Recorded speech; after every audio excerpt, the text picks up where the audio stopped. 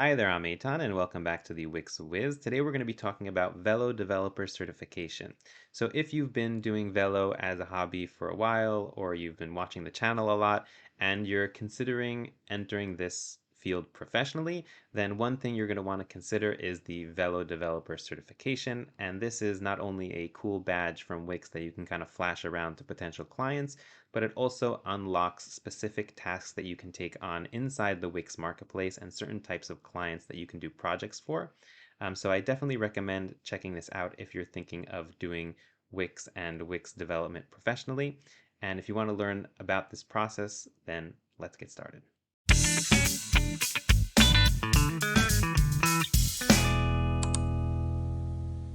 Okay, so in order to take the Velo certification, you're going to have to head to the Wix website at specifically wix.com/learn/certification/Velo. I'll also leave this link in the description below. You could also head to Google and just search Velo certification Wix, and you'll probably find it right up there on top. And once you get to this page, if you scroll down a bit, you can see the stages essentially for the certification or the steps to certification. And here they enumerate 3 steps, but since step 3 is earn your certificate, which essentially means just waiting for an email, I'm going to say that this certification process essentially has 2 parts. One is to take an exam, and the second one is to submit a project that you build by yourself using Velo. So I'm going to take a deeper look with you into each of these stages. We're not going to go through the entire exam or complete the project in this video, but I do want to give you a taste of what you'll need to do in order to get the certification. So to start the certification process, you can either click here on one of these steps or go up and click on Get Certified, and all of them will essentially take you to the same place, which is this Start Exam page. And you'll note that you'll have to have a Wix account in order to proceed with the exam. So I'm assuming that if you're not logged in when you head to this page, then you will be prompted to log in or create a Wix account. I currently am logged in, so I did manage to get to this certification exam page, and I'm currently using an account that isn't my account because I'm already fellow certified. So if I would go to this page, I would just be here at this 3rd stage here of certified, and I wouldn't really be able to demonstrate much to you. So let's hop in and take a look at this exam and see what kind of questions were presented during the exam. Okay, so I went ahead and I clicked Start Now, and this is what the interface looks like. It's kind of cut off here a bit on top. That might be because I'm a bit zoomed in, so let me zoom out a bit. Yeah, so that looks a little bit better. And so you can see here we have a countdown timer. So we have 50 minutes to complete 30 questions that we have over here. We'll see in a moment if we're allowed to move back and forth, but either way, this test is you take it until you pass. So like you can take it once. If you fail, you can take it again. I don't think there's necessarily like a time that you have to wait in between, but I might be wrong on that. And I'm not going to go through all the questions here in the quiz, just like for ethical purposes. Like I don't think it would be right to give you all the answers. I'm assuming that Wix has like a large bank of questions, and they don't always have the same 30 questions that they ask, but still, it is important to me as a Velo developer that this certification process does say stay somewhat honest, but I do want to give you a taste of what you should be able to expect if you're kind of thinking of taking the exam.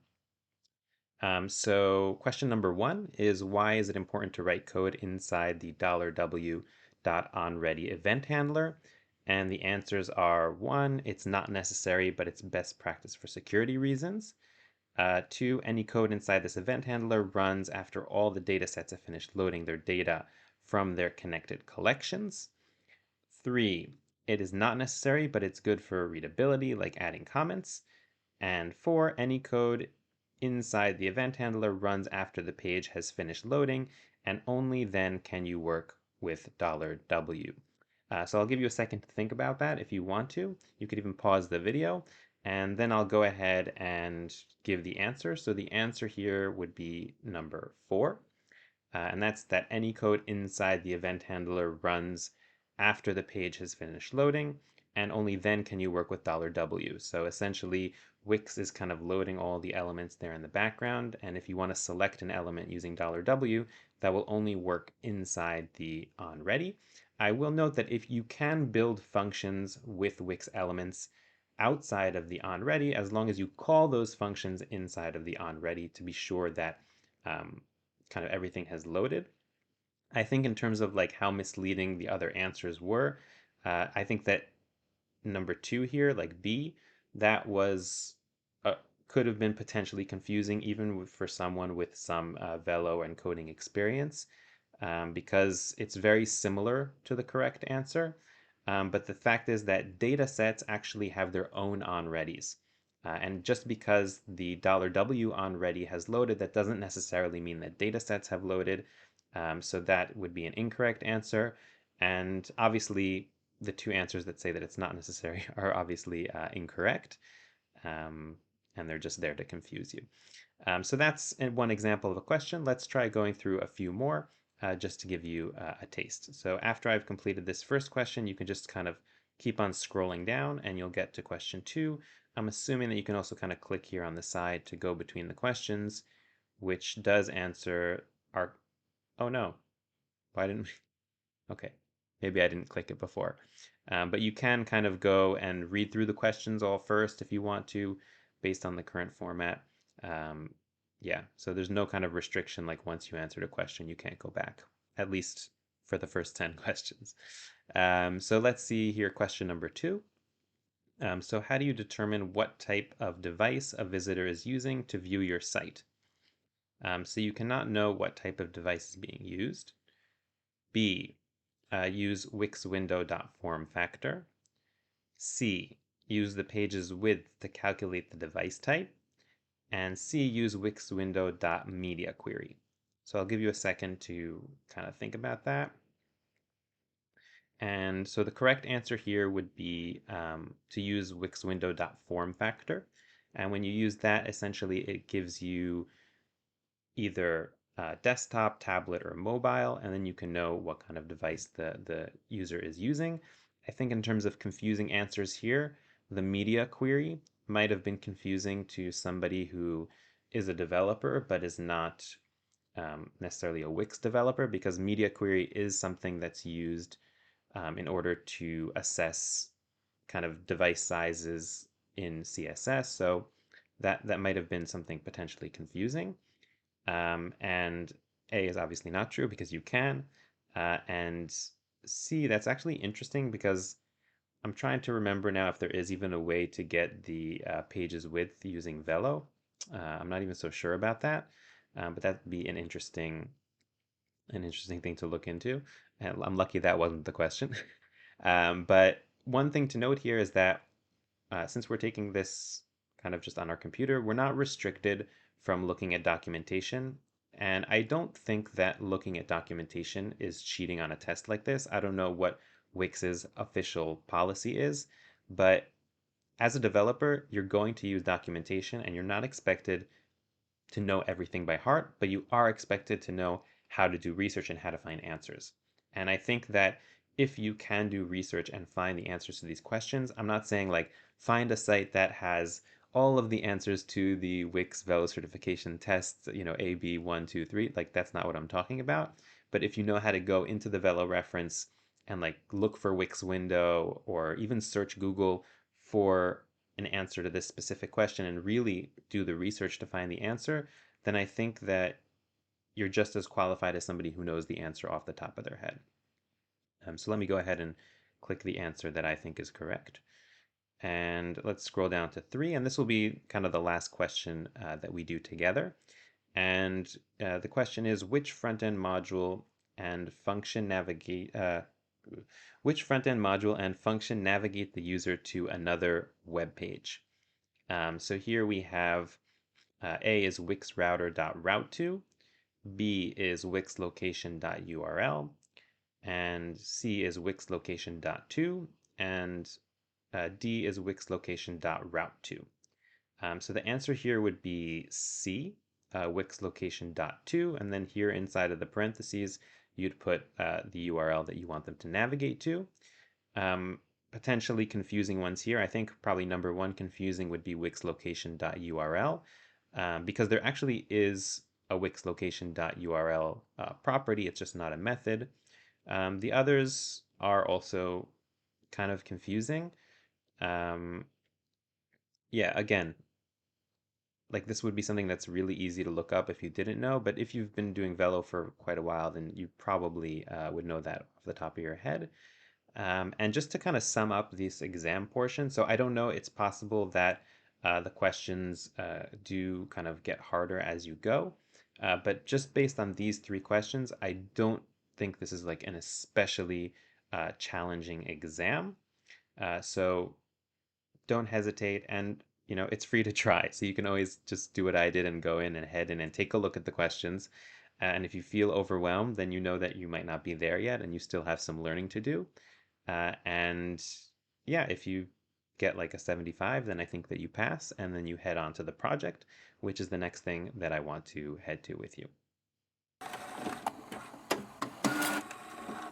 So it turns out that I actually have to go through the entire test in order to access the assignment for the project.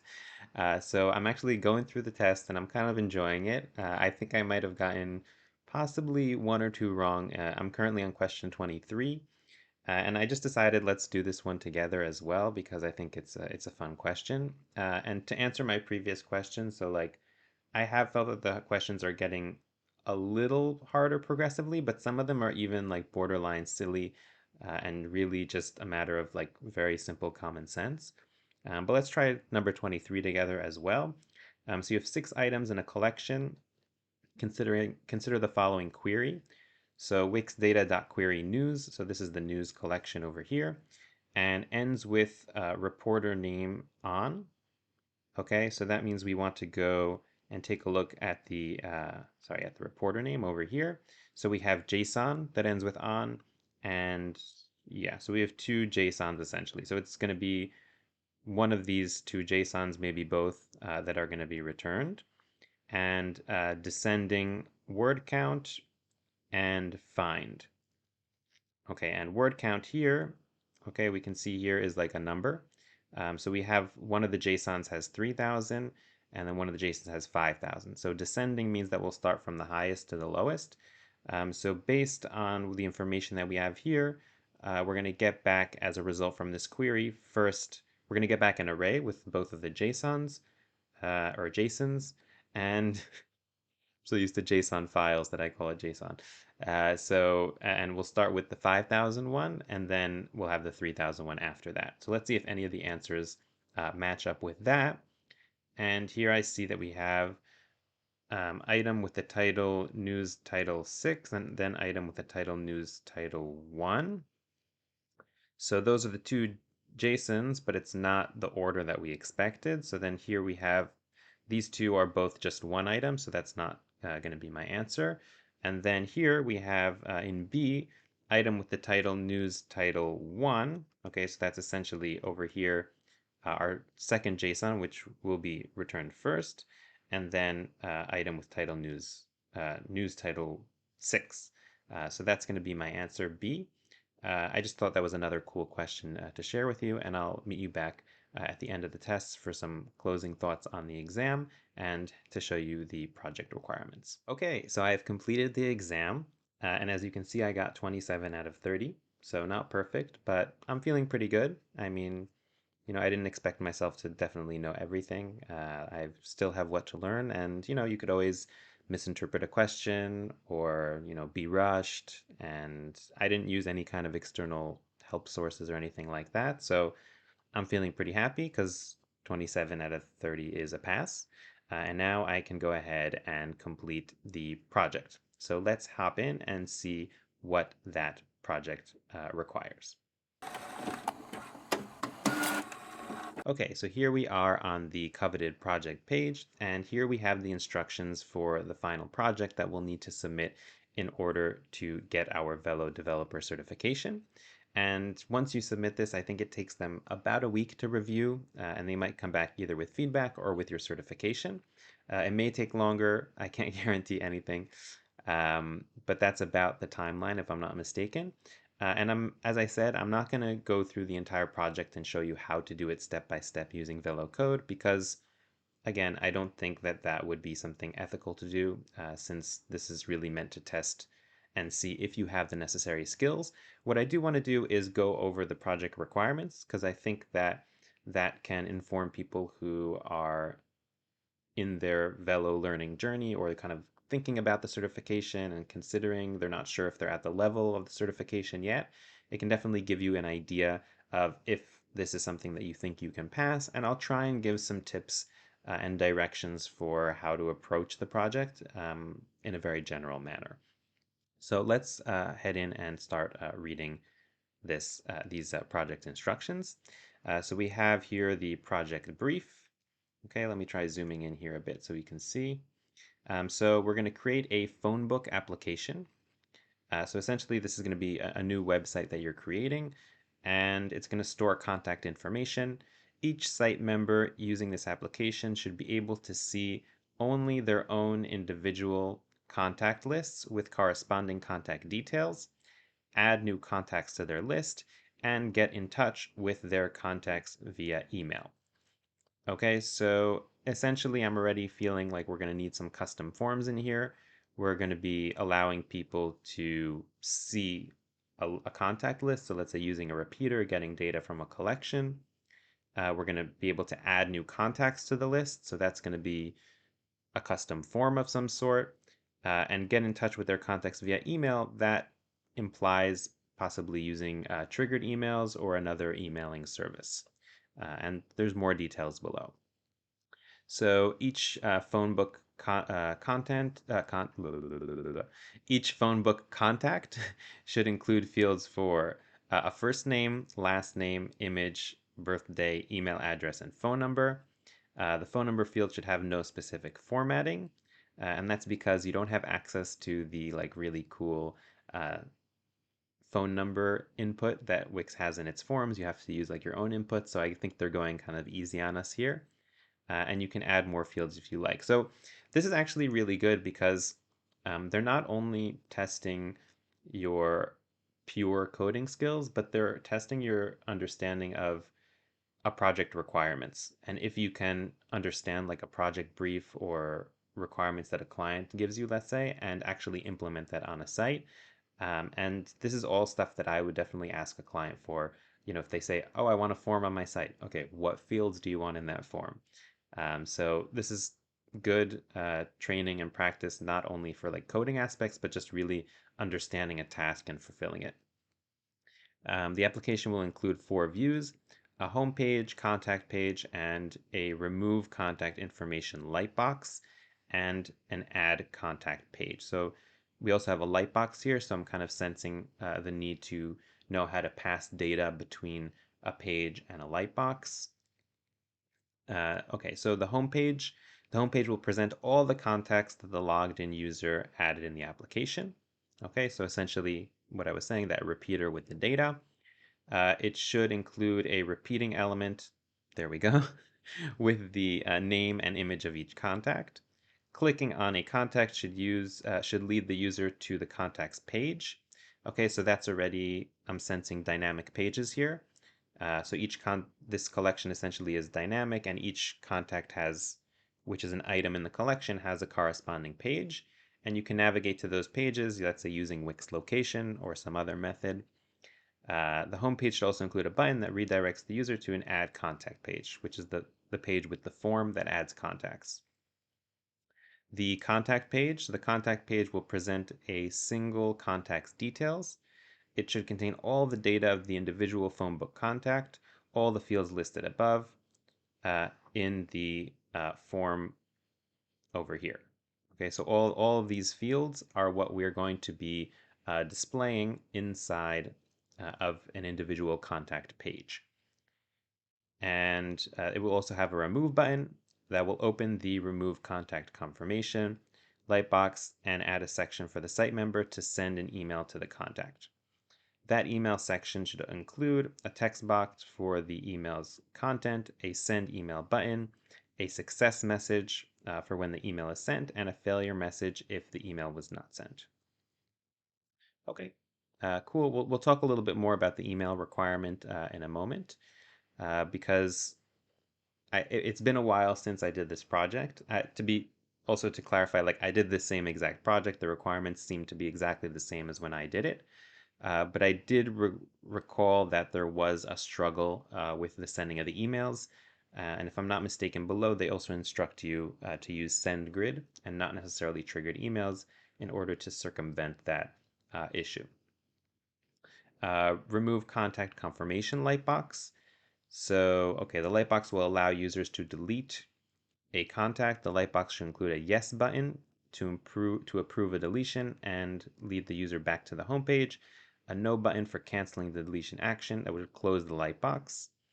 So when you open a lightbox via code, you can also kind of program how to close that lightbox dynamically using Velo code and go back to the contacts page. Okay, add contact page. This is the page with the form to add new contacts. Make sure the form allows users to add all the fields for each contact listed above. Okay, awesome. You should also implement one of the following features. So here they give you two features that you can choose one of them to implement. Maybe if you choose both, then like they like you extra. But essentially, whoops, sorry. You only need to pick one of these two following features.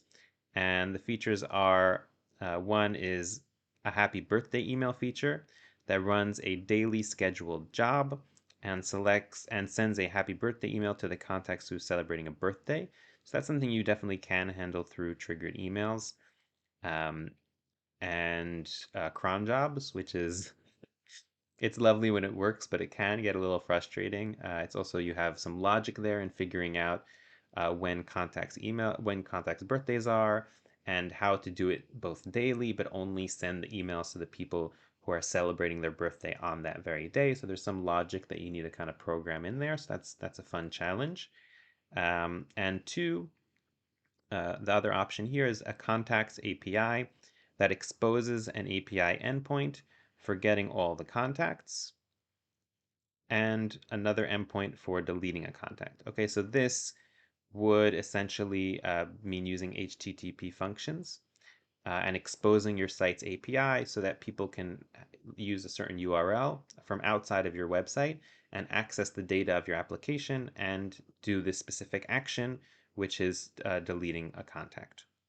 Okay, so that's a fun challenge. If I'm not mistaken, when I did this, I chose number one because two seemed even more complicated to me. Now I think I would probably go with two. But yeah, um, yeah. I mean, it really, so here on the one hand, the task is defined, but there's also some room for seeing like how you choose to implement things. So like, for example, when you're exposing the endpoint, do you also add a feature for needing some kind of API key, or do you just leave your application exposed? These are things that are not explicitly mentioned, but they might be looking out for when you actually do give in your project. Other requirements to keep in mind.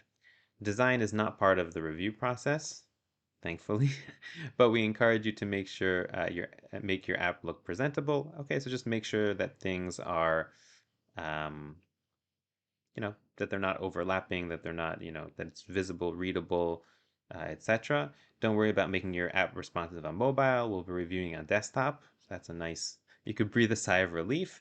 One thing I'm noticing here is that the language is very classic editor oriented. So I'm guessing that this project may even predate editor X because they have zero it doesn't seem to indicate which editors you're allowed to use. So I'm going to assume you can use all the editors. But there's also like the language here about the responsive on mobile is very specific to classic editor, and it seems to completely not acknowledge the existence of the newer, more responsive Wix editor. So that's just something interesting to note. Okay. And only approved site members should be able to log into the application using a login system. And tip, use the built-in Wix system to allow approved site members to log in without requiring the site owner's permission. Okay, so one important thing to note here, and they might say it more explicitly below, but one of the complexities of this application that you're building is that when a visitor visits the site, they need to see their own contacts and not other people's contacts. Okay, so that's one thing you're going to want to pay attention to, and how you're kind of securing that data and making sure that when A, a non-member visits the site, they don't see anything, and B, when a person visits the site, they don't accidentally get access to other people's contacts, because that's kind of confidential information. Okay, next thing is we'd like to evaluate your usage of an external API. So emails should be sent from using an external email service provider, aka SendGrid. I think that's what I used. I mean, there are other providers you can use for sure. That external API must be called from the backend, not the front end, and API keys must be stored in Velo Secrets Manager. So essentially, they're testing your use of third-party APIs in Wix. If I'm not mistaken, as I said earlier, not only do they want to evaluate that, but I think that fundamentally there was an issue. The requirement that they had for the emails was not something that was achievable through triggered emails. Again, this is all from recollection, not from deep analysis in the moment. Okay, use the Wix users module to specify which phone book contact belongs to which user and allow each site member to access their own list of phone book contacts. So first of all, I didn't even understand the second part of the sentence because I was so I was so grasped by this, which is a reference to a depreciated module from the Wix Velo API here inside of the requirements of the project.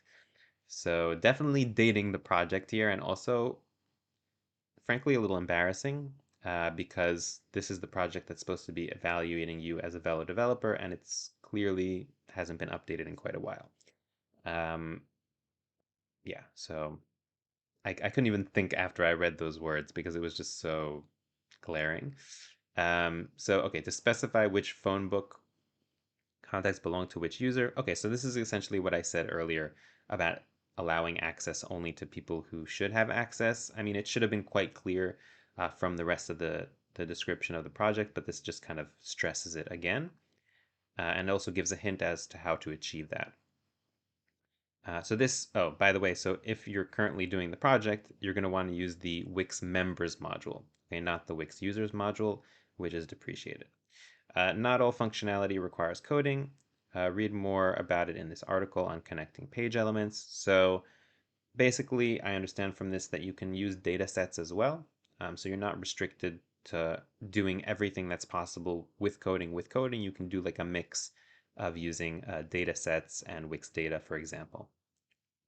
Treat this assignment like you treat a project for a client, making sure to QA from incognito mode using a new user account. So this kind of reverberates and confirms what I was saying, that they're trying to evaluate here not only your pure coding skills, but also your ability to understand project requirements and deliver a project for a client.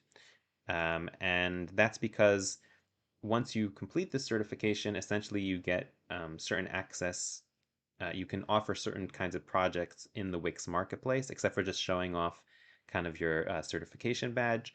And they want to kind of make sure that you can actually fulfill those projects and not only know how to code. If you are working with a team, make sure each submission is unique, as the assessment is meant to test each individual's coding ability. I think that's pretty clear. And make sure contact pages are only accessible by the authorized user, as we said earlier. Okay, so those are the requirements for the project. And just going through this, I'm pretty sure that I have tutorials on the channel that cover 95% of what was said here. Maybe not, yeah, I'm not going to go through each thing individually, but really, if you watch all the videos on the WixWiz channel, I think that you should be able to pass this project. Um, you can also take the beginner's course on Udemy, but that would not be. I'll be completely honest.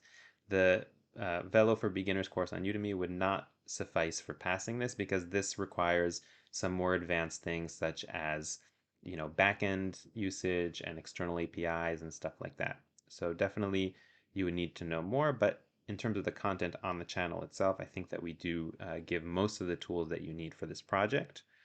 Last but not least, you'll put in the URL to the live site here, and you'll go ahead and submit your project, and hopefully get some good news back soon after that.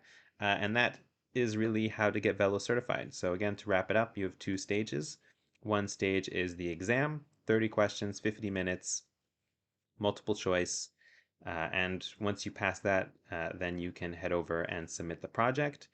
The project should take, wow, I'm going to give like a ballpark range, like maybe 5 to 10 hours, I think is a reasonable amount to spend on the project. You can also go crazy, and it's also a good project that you can use, to show people. Like if you need a portfolio, if you need to show something to clients to demonstrate your capabilities. This project is going to be the first kind of brick in that building that you're building of your, Velo portfolio. So it's worth putting some effort into it. So if you like this video, don't forget to like and subscribe to the channel. Leave me a comment if you're also thinking of trying this Velo certification, or if you're Velo certified and you want to share it with the world, then you can leave a comment below, and I will see you next time.